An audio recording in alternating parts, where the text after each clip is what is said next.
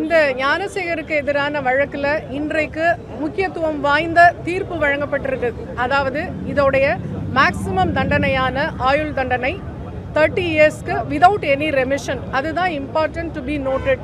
Without any ரெமிஷன்னா அவர் அந்த ஆயுள் தண்டனையை முழுவதுமாக அனுபவிக்க வேண்டும்.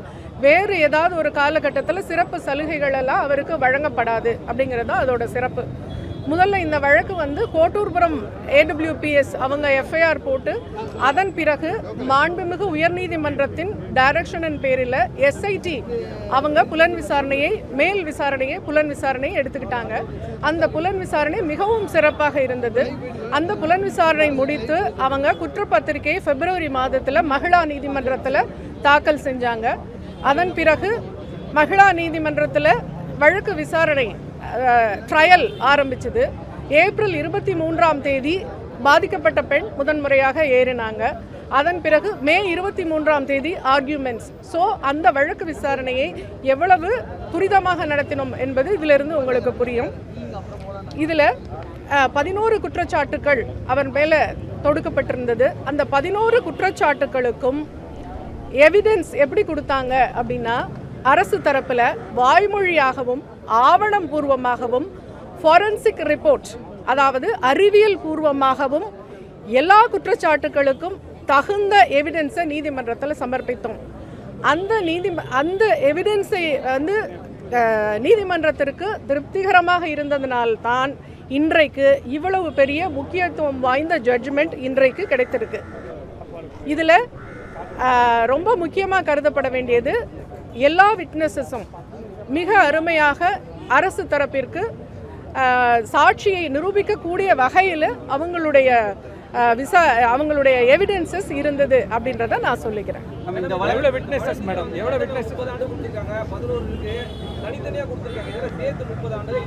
ஆமாம், ஏக காலத்தில் அனுபவிக்கிற மாதிரி கொடுத்துருக்குறாங்க. அப்படி தான் வழக்கமாக கொடுப்பாங்க. அந்த 11 குற்றச்சாட்டுகளுக்கும் என்னென்ன தண்டனைன்றதை தனித்தனி விவரம் கொடுத்துருக்குறாங்க. அதில் ஹையஸ்ட்டு இந்த ஆயுள் தண்டனைன்றதுனால அதை மட்டும் மென்ஷன் பண்ணேன். தீர்ப்பின் முழு விவரங்களை நான் படிக்கல, நான் படித்த பிறகு சொல்கிறேன். இதுதான் அது மேக்சிமம். இந்த குற்றச்சாட்டுக்கு மேக்சிமம் பனிஷ்மெண்ட் இது வழங்கப்பட்டுள்ளது. அதை தாண்டி விதவுட் ரெமிஷன், அதுதான் அதில் ரொம்ப சிறப்பாக பார்க்கப்பட வேண்டிய விஷயம். விதவுட் ரெமிஷன்னா எந்த ஒரு சலுகையும் அவருக்கு கிடையாது. எந்த ஒரு நன்னடத்தை காரணமாக வெளியே வருது இதெல்லாம் எதுவுமே கிடையாது. ஆயுள் தண்டனையை முழுமையாக அனுபவிக்க வேண்டும். ஏற்றுக்கொண்டது. தண்டனை குறைப்புக்கு கண்டிப்பாக இது மேல்முறையீடு போகிறதுக்கு வாய்ப்பு இருக்குது. அதை நான் சொல்ல முடியாது, அது அக்யூஸ்டு தான் முடிவு பண்ணணும். அது தவிர ஒரே ஒரு விஷயம் நான் தெளிவுபடுத்தணும்னு நினைக்கிறேன். இன்னொரு நபர் இதில் சம்மந்தப்பட்டிருக்கிறாரான்னு நிறையா டிபேட் அதெல்லாமே நான் பார்த்தேன். அதில் நான் தெளிவுபடுத்தணும்னு நான் நினைக்கிறேன். முதல்ல எங்களை பொறுத்த வரைக்கும் அந்த அக்யூஸ்டுடைய ஃபோன் தான் வெப்பன் ஆஃப் த கேஸ். அந்த ஃபோனை ஃபாரன்சிக் எவிடன்ஸுக்கு நாங்கள் அனுப்புகிறோம். நீதிமன்றம் மூலமாக ஃபாரன்சிக்கு அனுப்பப்பட்டு அந்த ஃபோனில் என்னென்ன விஷயங்கள் இருந்தன, அதில் அவருடைய சோஷியல் ஆக்டிவிட்டீஸ் என்னென்ன, சோஷியல் மீடியா எதெல்லாம் இருக்கிறாரு, வேறு என்னென்னலாம் அதில் இருக்குது அப்படின்னு சொல்லி எல்லாத்தையுமே அந்த ஃபாரன்சிக் அனாலிசிஸ்க்காக அனுப்பப்பட்டது. அதில் குறிப்பாக அந்த சம்பவ தினம் 23ஆம் தேதி அந்த ஃபோனுடைய நடவடிக்கை என்ன அப்படின்னு ஃபாரன்சிக் லேப் அனலைஸ் பண்ணி அந்த ஃபோன் ஃப்ளைட் மோட், அதாவது ஏரோப்ளேன் மோடில் போடப்பட்டது அப்படிங்கிறத FSL ஃபாரன்சிக் சயின்ஸ் லேபரட்டரி ரிப்போர்ட்டாக ஆவணமாக நீதிமன்றத்தில் தாக்கல் செய்துள்ளது. அந்த சம்பவ நேரத்தில் சம்பவ நாளன்று அந்த ஃபோன் ஏரோப்ளேன் மோடில் போடப்பட்டிருந்தது என்பதை ஆவணபூர்வமாகவும் அந்த நிபுணர் வாய்மொழி சாட்சியாகவும் நீதிமன்றத்தில் சொல்லிட்டு போயிருக்காங்க. ஒரு பாயிண்ட்.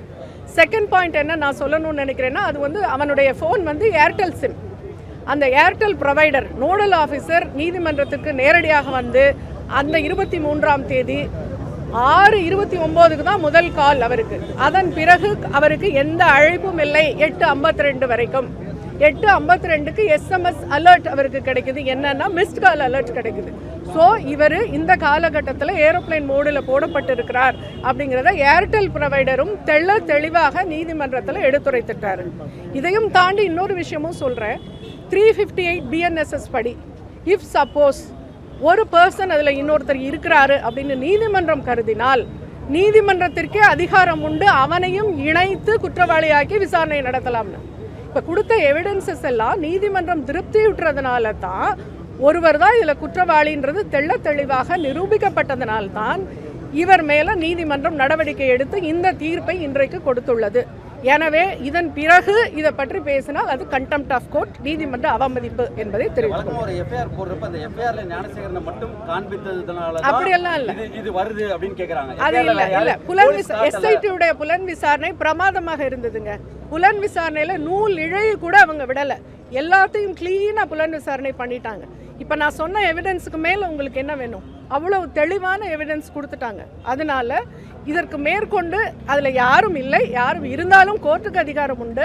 அதை விட ஹானரபிள் ஹை கோர்ட் வந்து டைரக்ஷனில் எஸ்ஐடி ஃபார்ம் பண்ணப்பட்டது. அதனால இது வந்து இதில் வந்து ஒருவர் தான் குற்றவாளி அப்படின்னு எவிடென்ஷியரி ப்ரூஃப் கொடுக்கப்பட்டது. அதனால அவருக்கு தண்டனை கிடைத்தது. இது போக இதுல இல்லைன்னு உங்களுக்கு புரியலையா? அதுதான், இவர் ஒருத்தர் தான் இருக்கிறாரு. அந்த பெண்ணே வந்து ரிங்டோன் ஏதாவது வந்துதான்னு கேட்டப்ப அந்த பொண்ணு இல்லை அப்படின்னு பாதிக்கப்பட்ட பெண்ணே சொல்லிட்டாங்க. அதாவது அவளை ஏமாத்துறதுக்காக, தானும் ஒரு யூனிவர்சிட்டி ஸ்டாஃப்னு ஏமாத்துறதுக்காக போட்ட நாடகம் தான் அதுங்கிறது ஆவணபூர்வமாக மட்டும் இல்லை, அறிவியல் பூர்வமாகவும் இதை வந்து நிரூபிச்சாச்சு. அது போக இதில் வந்து ஒரு சிறப்பான விஷயம் என்ன காமனாக நான் சொல்லணும்னு நினைக்கிறேன்னா, பெண்கள் வந்து இந்த மாதிரி துணிஞ்சு வந்து புகார் கொடுக்கணும். பெண்கள் பயந்துட்டு, அநீதி இழைச்சவனுக்கு பயந்துக்கிட்டு அப்படி உட்காரக்கூடாது. அந்த பெண் துணிச்சலாக வந்து கொடுத்ததுனால இன்றைக்கு அவனுக்கு அந்த தண்டனை கிடைக்கப்பட்டிருக்கு. எனவே பெண்ணுக்கு அநீதி ஏற்படும் பட்சத்தில் சட்டமோ மாண்புமிகு நீதிமன்றமோ அரசாங்கமோ பார்த்து கொண்டிருக்காது என்பதற்கு இந்த வழக்கை ஒரு எடுத்துக்காட்டு. நன்றி, வணக்கம். இந்த வழக்கில் யாருமே பிறல் சாட்சி யாருமே இல்லைங்க, எல்லாருமே தெளிவான சாட்சிகள் தான். இழப்பீடு வந்து அவனுக்கு அந்த குற்றவாளிக்கு கொடுத்தப்பட்ட அந்த ஃபைன் அமௌண்ட்டை பெண்ணுக்கு இழப்பீடாக கொடுக்கணும்னு நீதிமன்றம் கொடுத்துருக்காங்க. அது போக டிஎல்எஸ்க்கு அவங்க ரெக்கமெண்ட் பண்ணியிருக்காங்க. டிஎல்எஸ் என்ன கொடுக்கலாம் அப்படின்னு நினைக்கிறாங்களோ அந்த காம்பன்சேஷனை கொடுக்கலாம்னு டிஎல்எஸ் வந்து ரெக்கமெண்ட் பண்ணியிருக்காங்க விக்டிமுக்கு தான். தீர்ப்பு விவரத்துல ஒரு அண்ணா பல்கலைக்கழகத்துல நடந்திருக்கு, பாதுகாப்பு கூடுதலா அரசு கொடுக்கணும் அப்படின்னு நான் தீர்ப்பை வந்து முழுமையா நான் இன்னும் படிக்கல. நீதிபதியும் அந்த தண்டனை விவரத்தை மட்டும்தான் சொல்லியிருக்காங்க. கண்டிப்பாக அதற்கான அப்சர்வேஷன் பண்ணியிருப்பாங்கன்னு நான் நம்புறேன். பாதுகாப்பு கூடுதலா கொடுக்கணும்னு பண்ணியிருப்பாங்கன்னு நான் நம்புறேன். எனக்கும் கொடுக்கணும்னு தோணுது. Okay, thank you so much.